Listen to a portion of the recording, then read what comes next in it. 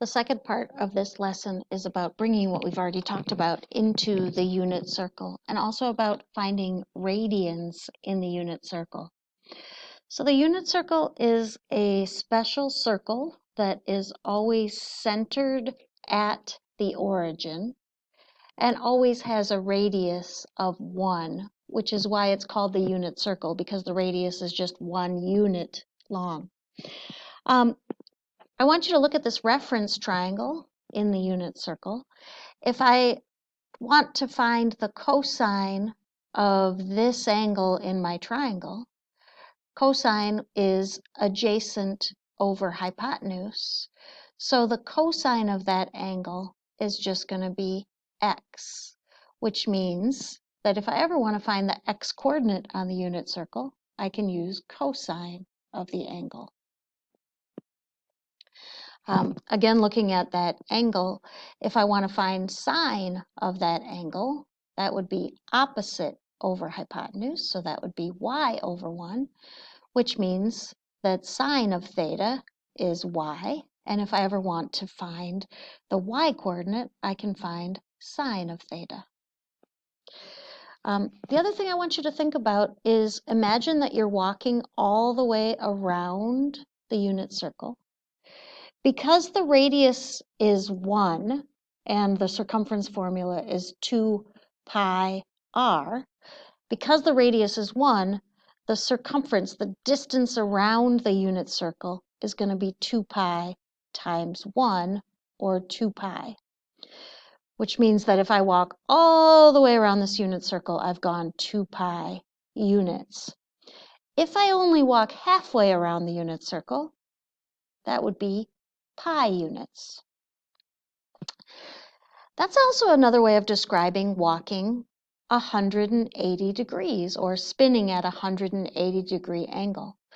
So 180 degrees and pi are two different ways to describe going halfway around the unit circle.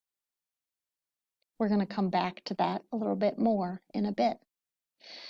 So we're going to start with an angle has a measure of 60 degrees, and I want to find the x-coordinate and the y-coordinate using what we did above. The x-coordinate is going to be cosine of 60 degrees. We did this yesterday, but in yesterday's notes you can see that the cosine of 60 degrees is 1/2. And then y is going to be the sine of 60 degrees. And yesterday we found that the sine of 60 degrees is √3/2. So the ordered pair, if I go on the unit circle and I go 60 degrees, so here's my unit circle. If I go 60 degrees and stop right here, the ordered pair there would be 1/2, comma, √3/2.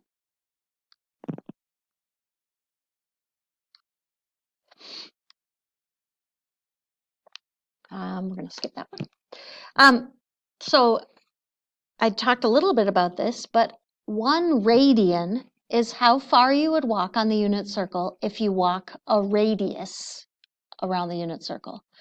2 radians would be if you walk 2 radii, and pi radians is if you walk halfway around the unit circle.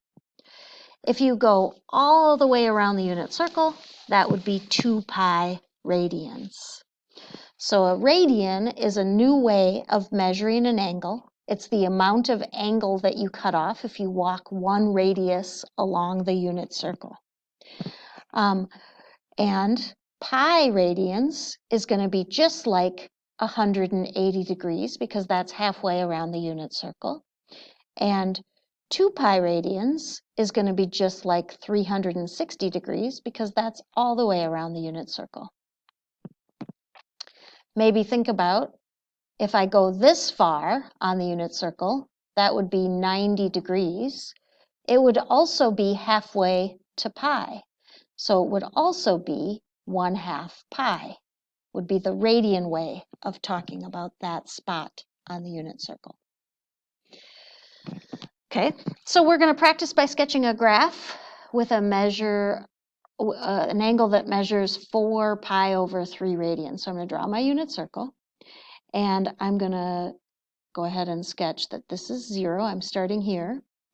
If I go to here, it would be pi over 2. If I go to here, that would be pi. If I went a little bit further, that would be 3/2 pi.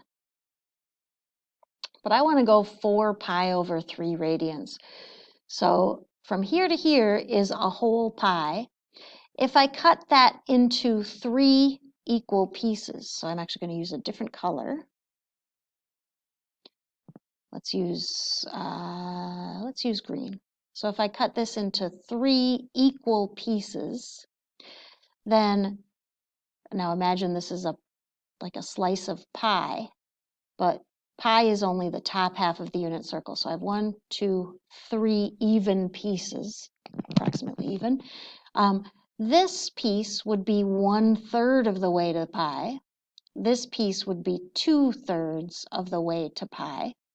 And this piece would be 3/3 of the way to pi, but that's equal to pi. I'm not as far as I'd like to be. I would like to go 4/3 of the way to pi. So I'd be right here, 4/3 of the way to pi.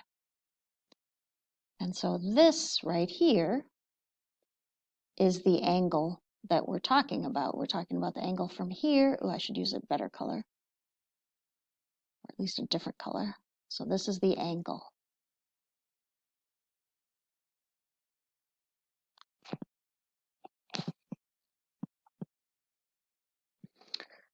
This next one is sketch a graph of an angle measuring negative pi over 6 radians. Maybe try that one on your own and then start the video up again when you're ready to talk about it. I cut the distance between 0 and pi into 1, 2, 3, 4, 5, 6 pieces. And if I'm going to go backwards, this would be 1/6 pi. It would be backwards. And so this is the angle that we're talking about, the angle that starts at 0 and goes backwards to here. Now, a challenge question that I didn't ask you is, what if we went forwards? And if we went forwards, it would be pi, which is halfway around, plus 1/6 pi, or another way of saying that would be 7 pi over 6, or 7/6 pi.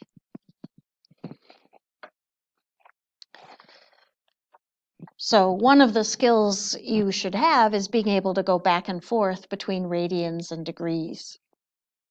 And so one way to do that is to notice that 180 degrees and pi are the same thing.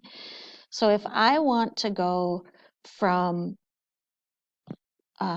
radians to degrees, so if I want my answer to be degrees, I'm going to take my radians times 180 over pi, because 180 and pi are the same thing. So for this one, I would take my degrees. I want my degrees to be pi over 7, which is my radians, times 180 over pi. I can cross off the pi's, and then I can do 180 over 7 for my degrees. And I can grab a calculator and figure out what 180 divided by 7 is.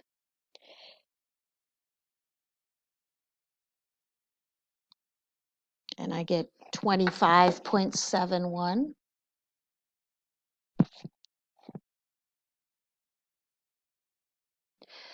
If I want to find radian measures, so this is a formula you might want to add to your note sheet. It's not there. If I want to find radian, I'm going to take my degrees times pi over 180. And so for in radians, I would do 75, because that's the degrees, times pi over 180. I would write that as a fraction, so I have 75 over 180 pi.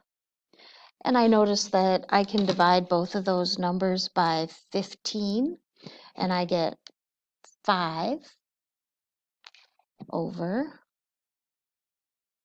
12 pi. So that's the radian way of measuring that angle. So that is today's lesson. You should be able to go back and forth between degrees and radians. You can use those formulas. You should be able to sketch a picture of an angle using radian measure. You should be able to understand what a radian is, and you should be able to find the x and y coordinate using sine and cosine for a point on the unit circle. Thanks so much. Goodbye.